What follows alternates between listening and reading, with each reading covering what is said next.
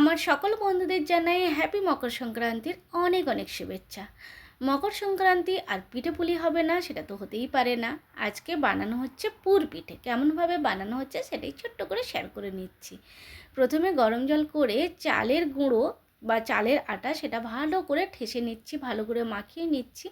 অবশ্যই একটুখানি নুন দিয়েছি আর গরম জলটা বেশ একটু গরম দরকার। তো তারপরে ভালো করে মাখাতে হবে। যত সুন্দরভাবে চালের আটা মাখানো হবে ততই পিঠেটা সফট হবে, খেতে সুন্দর লাগবে। আর আমরা পিঠেটা একটু ছোটো ছোটো করে বানাই, তো যার জন্য খেতেও বেশ সুন্দর লাগে।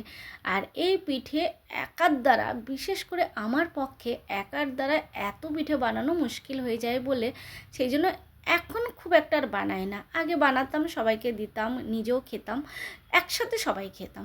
কিন্তু এখন একার দ্বারা এত পিঠে বানানোটা মুশকিল হয়ে যায়। তো একসাথে আবার যখন হয়েছি সবাই মিলে একসাথে একদম এই মাখানোর কাজ চলছে।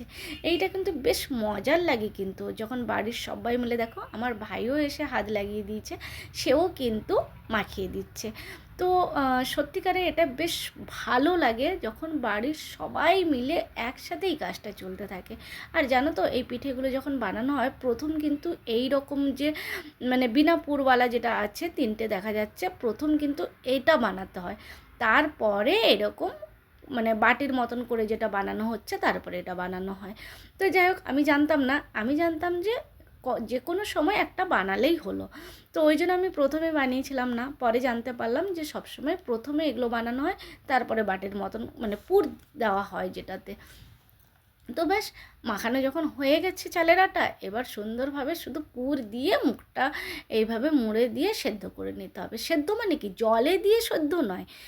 তোমরা, আমি জানি তোমরা সবাই বানাতে পারো, তাও আমরা কিভাবে বানাচ্ছি আজকে ছোট্ট করে শেয়ার করছি। মকর সংক্রান্তি আর পিঠে পুলির তো একটা ভিডিও যেতেই হবে, আমরা খাচ্ছি আর তোমাদের সাথে শেয়ারও করে নিচ্ছি।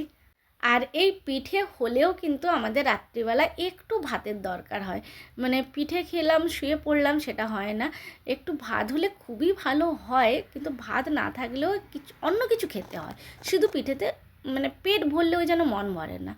তো যাই হোক, এই পুর দিয়ে মুখটা কিন্তু সবাই বন্ধ করতে পারে না, এটার জন্য টেকনিক থাকে, এটা শিখতে হয়।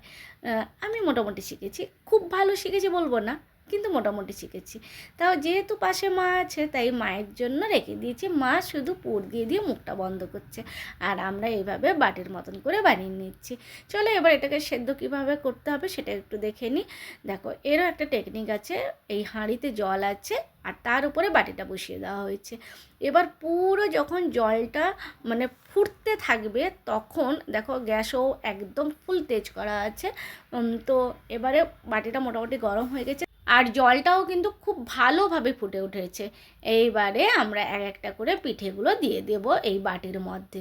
মানে যে বাটিতে ছিদ্র আছে, থালা হোক বা বাটি হোক, যেটাতে ছিদ্র আছে সেটাতে বাষ্পতে মানে ভেপারে কিন্তু সেদ্ধ হবে, এটা সবাই জানো, তাও আমি শেয়ার করলাম।